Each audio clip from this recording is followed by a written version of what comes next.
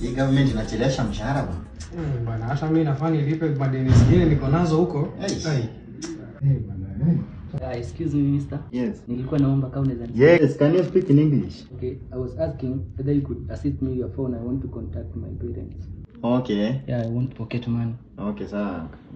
Weka namba hapo. Yeah. Okay, senda na kupiga. Ni pesa ngapi ya pocket money? 1000. 5 minutes hapo. Let me call your mama. Hello. Yes, ni mama Ranko. Yeah, you know your son wanted pesa ya kwenda Hellgate. Yes, na ni 2500. Unajua si vizuri mwanafunzi abaki shuleni mwingine ukitravel. Yeah, weka tu 2500 na uweke 500 ya lunch. Yeah, weka tu sahihi ndio at least ni nini. Yeah, poa. Hey, imagine huyu mzazi ako na pesa. Na unajua kizungu inakaa ni bank tena. Okay. Huyu ana tell story vizuri. Ati you know my son says itaka alak. Wa? Huyu. Hata inaingia. This wazazi.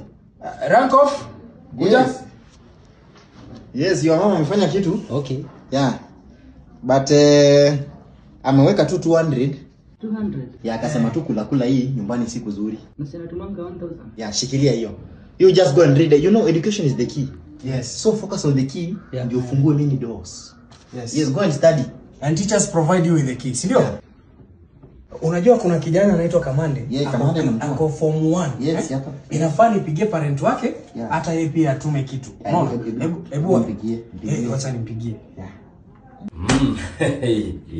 Yes, Mr. Ura. Yes. How are you? Poa. Nilikuwa nataka unisaidie na lao moja.